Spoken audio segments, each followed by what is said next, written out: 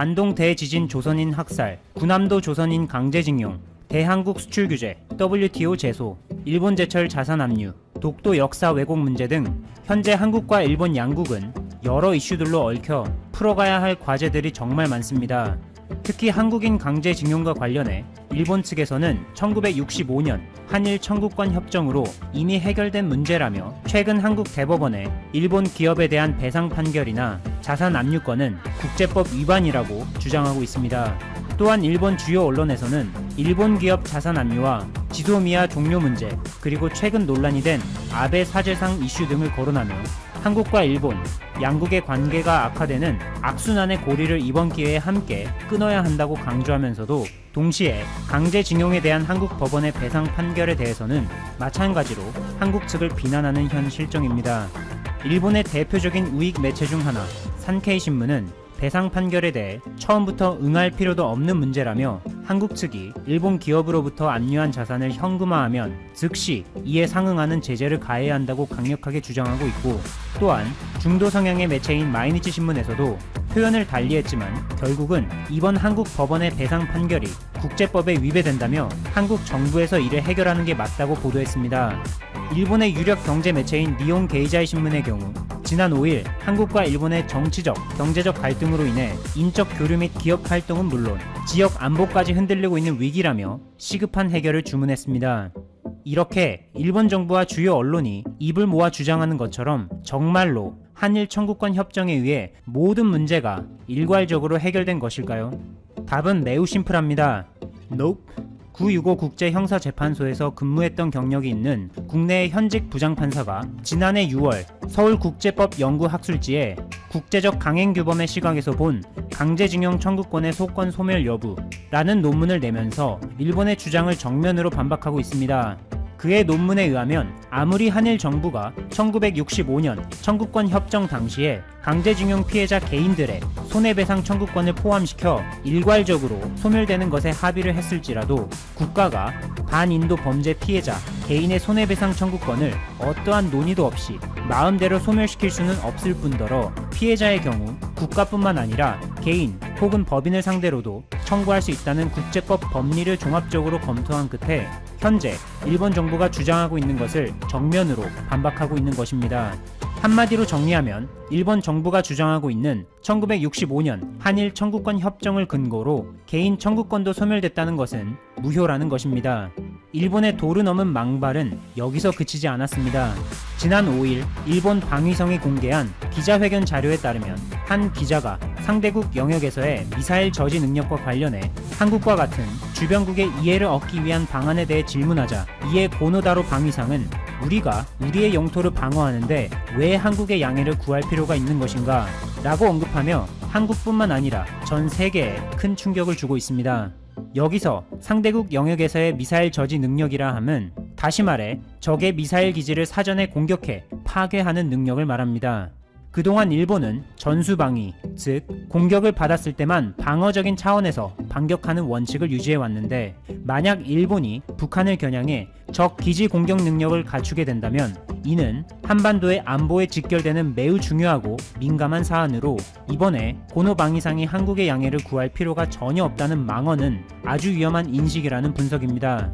이처럼 일본 정부와 언론들이 한국의 대응에 초조해야 하며 각종 망발을 늘어놓고 있을 동안 미국의 트럼프 대통령 역시 최근 이해하기 어려운 막말로 한국을 건드려 또다시 논란의 중심이 되고 있습니다.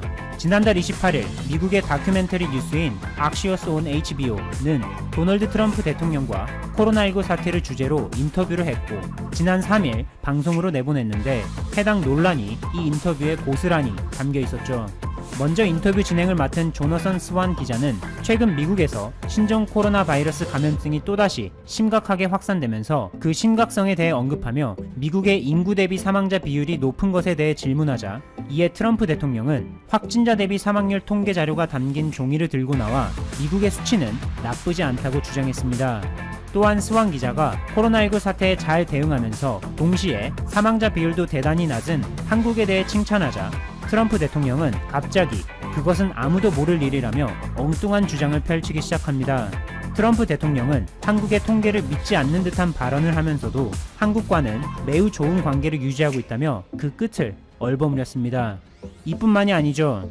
지난 5일 폭스뉴스와의 인터뷰에서는 트럼프 대통령이 연임하게 되면 최우선 과제로 미국의 경제를 지금보다 더 나은 상태로 만드는 것을 꼽으면서 동시에 한국을 포함해 동맹국들이 무역과 군사적인 면에서 미국을 이용하면서 그에 합당한 돈을 지불하지 않고 있는 상황으로 그들에게 청구서를 내밀며 지불하게 해야 한다는 취지로 답했습니다. 이러한 트럼프 대통령의 심각한 망발에 미국인조차 고개를 저으며 트럼프 행정부를 비판하고 있는데 그 대표적인 인물 중 한 명이 바로 오바마 행정부 당시 미국 국무부 정무차관을 역임했던 웬디 셔먼이죠. 셔먼 전 차관은 원격 대담 형식으로 진행된 안보 포럼 자리를 통해 현재 트럼프 정부는 방위비 인상 건으로 과도하게 압박하고 있는데 나라면 한국과 주한미군 방위비 분담금을 두고 다투지 않을 것이다. 구독 한 번씩만 부탁드리면서 시작하겠습니다. SK머터리얼즈가 최근 초고순도 기체 불화수소의 양산을 시작했다는 기분 좋은 소식이 전해졌습니다. 작년에 일본이 한국에게 시행했던 수출 규제, 그 대상 EUV용 포토레지스트, 폴리이미드, 그리고 고순도 불화수였죠. 이 고순도 불화수소는 일본에게 거의 전량 수입을 의존해 오고 있었고 크게 액체 불화수소와 기체 불화수소로 구분이 되는데 기체 불화수소의 경우에는 특히 국산화에 더 많은 시간이 걸리고 난이도가 높다고 여겨져 왔습니다. 작년에 많은 전문가들이 비관적으로 봤던 주요 이유가 기체 불화수소와 EUV용 포토레지스트의 국산화가 쉽지 않을 것이라는 전망에 기인한 것이 있었죠. 기체 불화수소는 질산, 염산, 황산 등의 다른 산에 비해서 반응성도 크고 유독성 역시 심각해서 단순한 정제 기술뿐만 아니라 보관, 운송 등 전반적인 운용 노하우가 필요합니다. SK머터리얼즈는 작년에 이미 기체 불화수소의 탈일본화를 선언했었고 작년 말 시제품 개발에 성공했다는 소식을 전한 바 있었죠. 경북 영주 지역에 생산 시설을 추가하면서 양산 라인을 준비해오고 있었습니다. SK머터리얼즈의 최종 목표는 2023년, 3년 뒤까지 기체 불화수소의 국산화율을 70% 이상으로 높이겠다는 것입니다.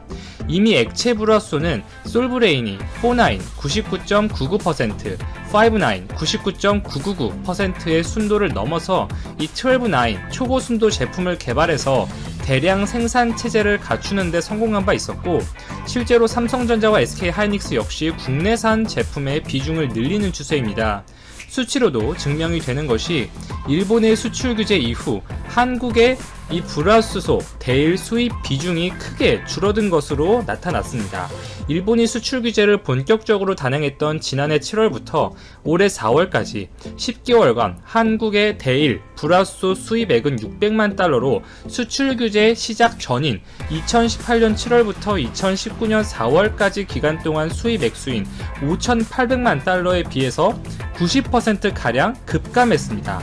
이 기간 일본에 대한 한국의 불화수소 수입 비중 역시 42%에서 9%로 대폭 줄어들었는데 일본산 이 수입 의존도가 높았던 주요 반도체 소재에 대한 탈일본 성과가 구체적인 수치로 증명이 된 것이라 볼 수가 있습니다. 실제로 JSR, 스미토모 등의 일본 소재 기업들의 지난해 실적은 처참히 하락했는데요.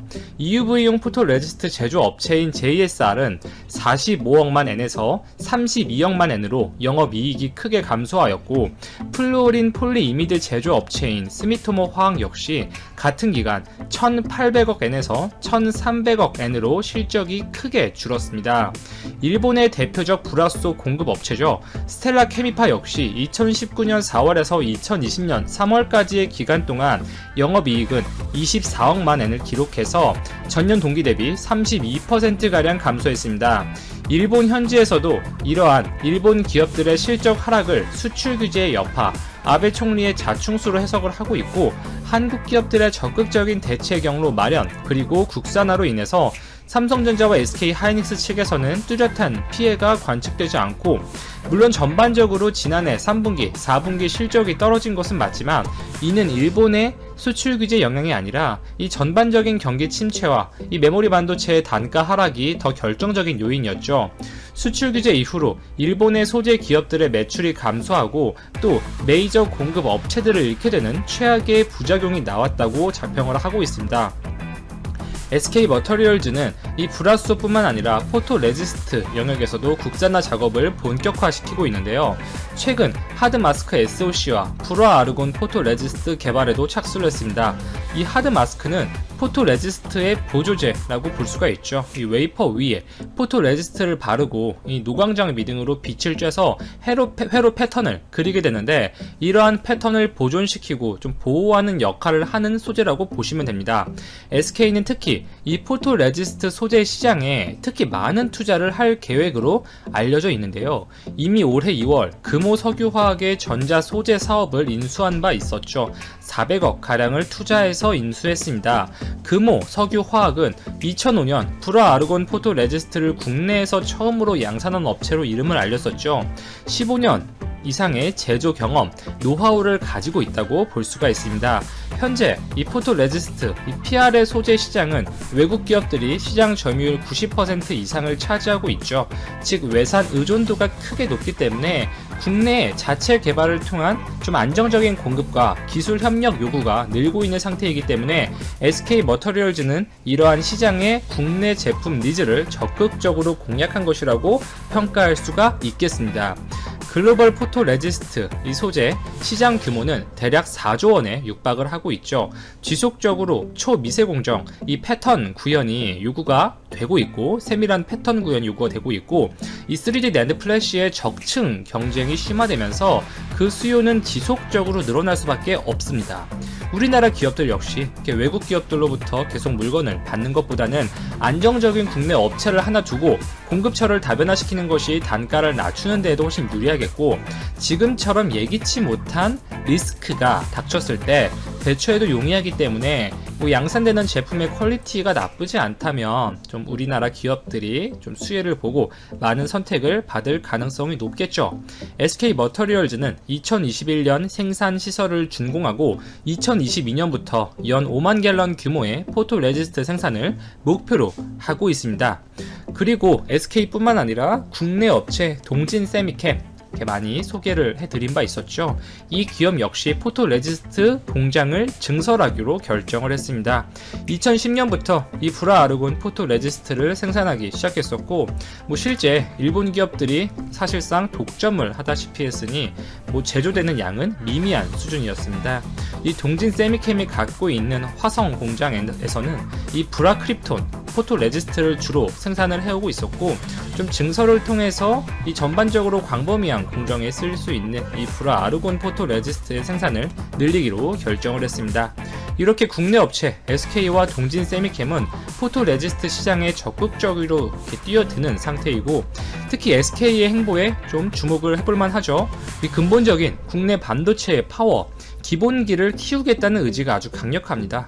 총 4천억 원 규모의 상생 펀드를 조성해서 협력 기업들에게 저금리로 대출을 시행하고 있고, 많은 중소기업 협력사들이 이 관련 가스를 제조하는 과정에서 필요로 하는 기술, 장비, 노하우 등을 적극적으로 공유할 예정으로 알려져 있습니다.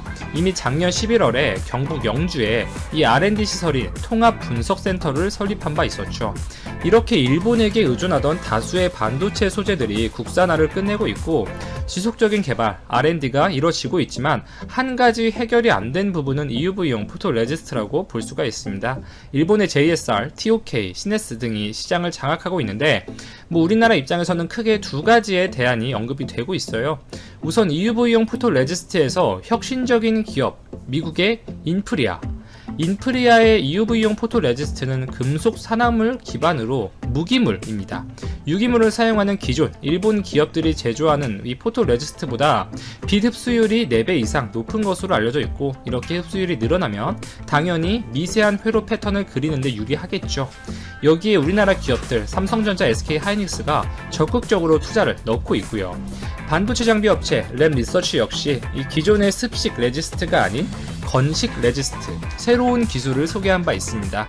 네덜란드의 독보적인 EUV 장비 업체 ASML, 그리고 벨기에 반도체 연구소 IMEC와 공동 개발했다고 합니다. 이 웨이퍼에 바르는 습식 레지스트와는 달리 증착 공정을 통해서 방막을 형성하는 것인데요. 해당 건식 레지스트를 사용할 경우에 EUV 공정의 레졸루션, 이 해상도를 올릴 수가 있고 제조 단가도 낮출 것으로 기대를 하고 있습니다. 습식 대비 원료의 사용량도 적고 빛 조사량도 줄일 수가 있어서 특히 제조 과정에서 원가를 추가로 낮출 여지가 언급이 되고 있어요. 이렇게 혁신적인 기술력을 갖춘 미국 기업 램 리서치가 최근 R&D 센터를 용인에 짓기로 결정을 했었죠. 뿐만 아니라 일전에 소식을 전해드린 적이 있었는데 미국의 EUV 포토 레지스트 제조업체 듀폰 역시 우리나라 천안에 공장을 짓기로 결정을 한 바 있었습니다.